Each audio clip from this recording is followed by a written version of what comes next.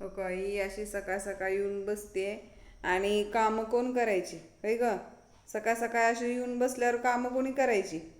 इकडे बघ, इकडे बघ तू. हे बघ, कामं कोण करायची. आ, कामं कोण करायची. तुला नुसतं खायचं प्यायचं झोपायचं, काम नको एक सुद्धा. काम वाढवून ठेवती सगळ्या घरात, खेळणी करून बॉल खेळती, लिंबू मिरच्या कांदा काय काय लागतं तुला खेळायला. हा, आणि काम कोण करायचे, आवरायचं कोण.